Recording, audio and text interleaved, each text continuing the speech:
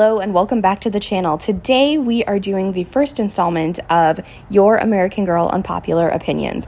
This one got a lot more responses than the Rainbow High, as I figured it would, both on Instagram and here on YouTube. So I've decided to split it up into two segments because I really want to include every single one of your opinions, because we are still a small enough community where I can be able to do that and I don't have to pick and choose. So I'm very grateful for all of you who responded, and even if you didn't, I'm still grateful for you as well. Just to let you guys know, my windows are open because it is a very nice day and I have all three pets here with me, so if you hear any background noise, I do apologize. So this is the Instagram one, and if I disagree with your unpopular opinion, please do not feel upset or anything. This is just fun to see what the community really thinks about American Girl. So I've read some of these. I have not read all of them because I have been extremely busy this week.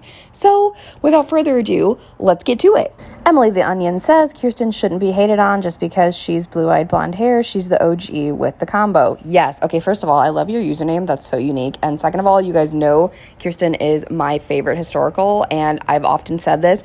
Without her, we wouldn't have that combination to hate on, so it is not her fault. It irritates me so bad when people say Courtney looks like Mary Ellen or that Courtney's hair is red. Okay, so I agree with this one a lot. Yes, there are some similarities, but I have both of them, and Courtney's hair is actually blonde, and I really think the thing that makes her look like Mary Ellen the most is, yeah, she's got the same mold, but it's the weird way the bangs are in the front, and I don't like the way those bangs look at all. I don't like the Josefina face mold. I don't want to say that I've never seen someone say this, because I probably have, but this is not, I usually see people hating on the classic mold, but this is one I have not seen a lot, so I actually do disagree with this one because I love the Josefina face mold, but I mean, that's why I love doing these videos, see, because you really come across the most unpopular of the unpopular. We absolutely must have a main character historical who has the Jess mold. 1,000,000,000% agree. You guys know Ivy is the only one in that line with the Jess mold, and she is unfortunately a best friend doll, but she has been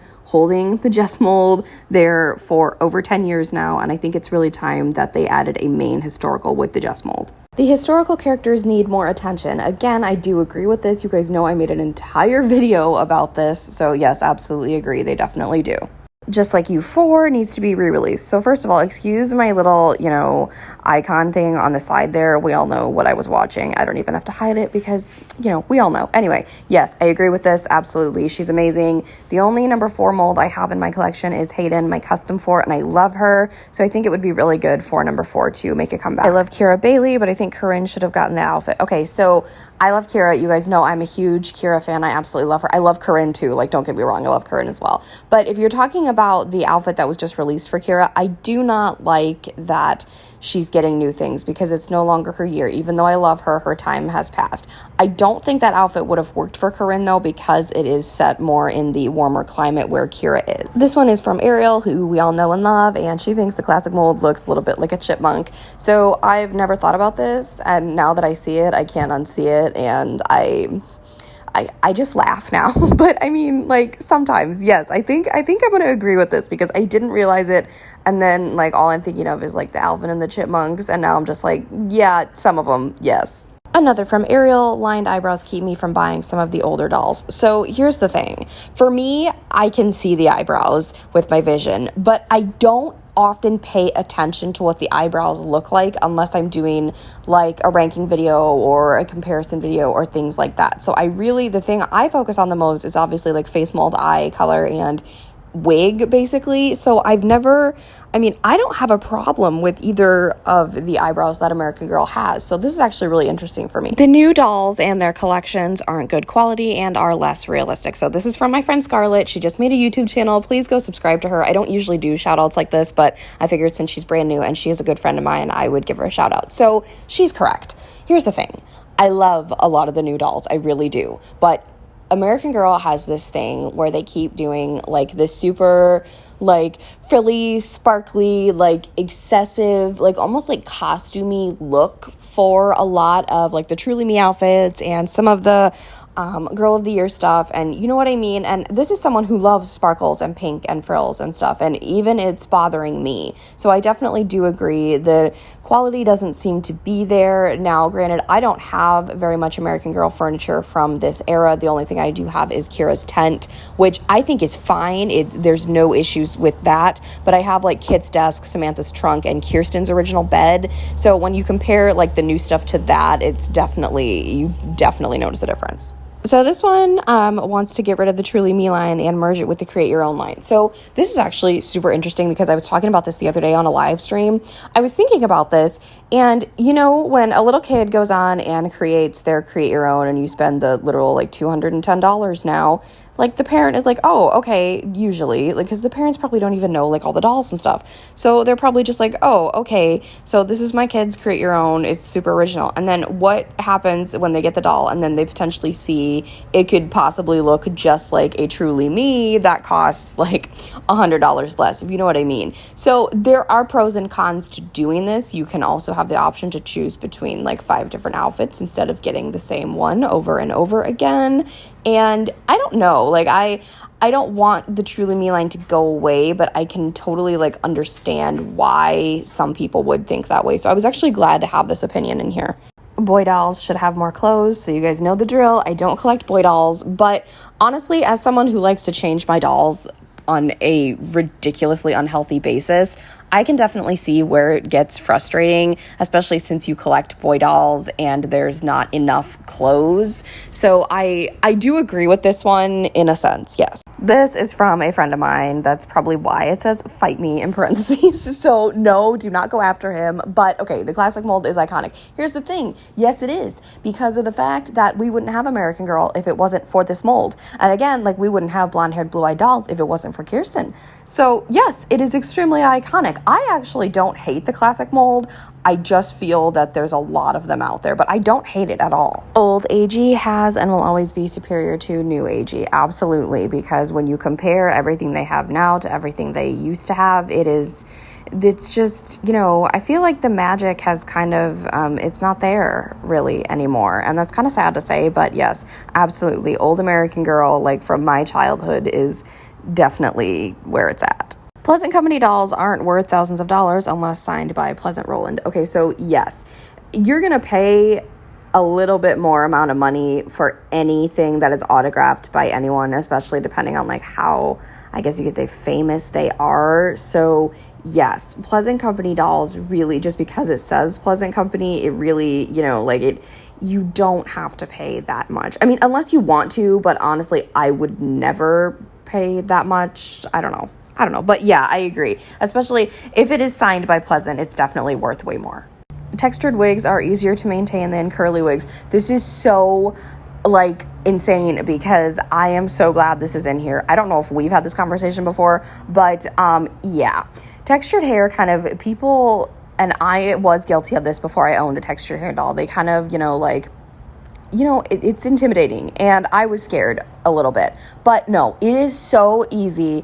Now that I've got Addie and Ainsley, my 15, and a couple other dolls with textured hair, it is really not that difficult to maintain at all, especially when you do compare it to dolls like mentioned here, Nikki, who I do have, 33, who I do want and haunts me every day. But yeah, definitely you don't have to keep up with the textured hair as much as you do when you have to curl doll's hair. You guys know my saga with Caroline. I still haven't fixed her curls. It's just the fixing of the curls, it takes so much time, and the textured hair dolls are really not that difficult. The new eyelashes and makeup on the dolls are a total miss. I think we've had this conversation before.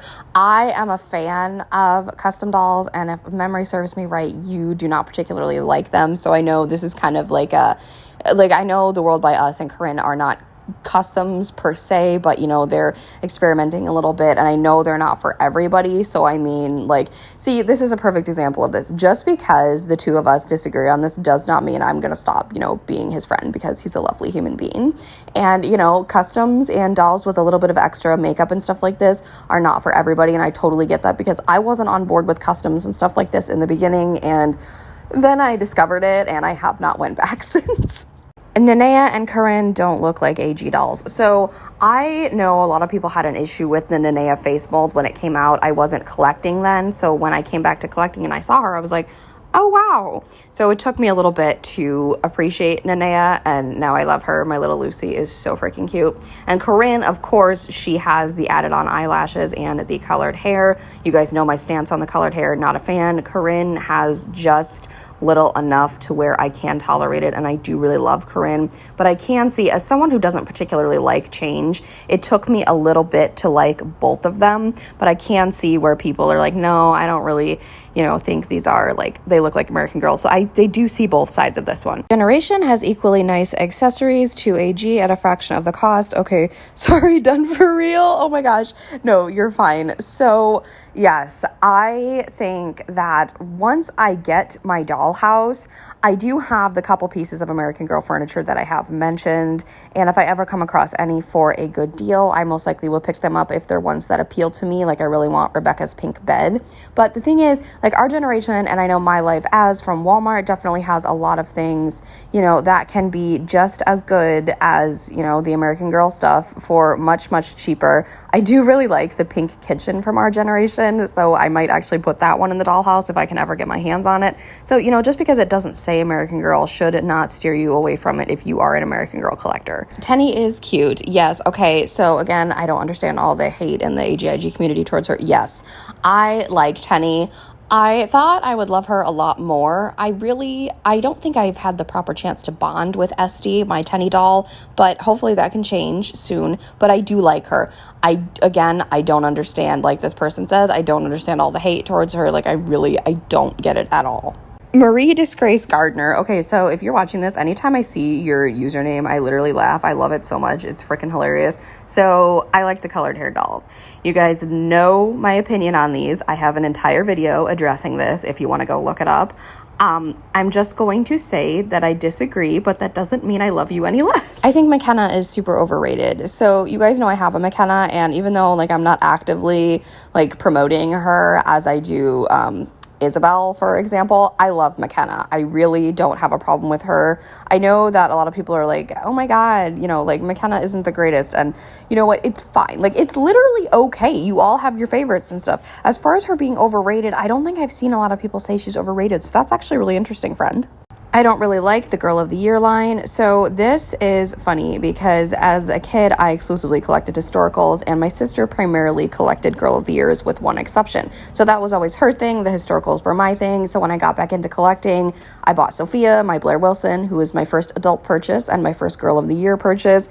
And there are some Girl of the Years that I absolutely adore, and others I could literally do without. So there are pros and cons to this one. I can definitely see, the historicals are, where it's at and where it started and everything like that. But as every company does, they have to, bring new things. And I don't necessarily think the Girl of the Year line is a terrible thing.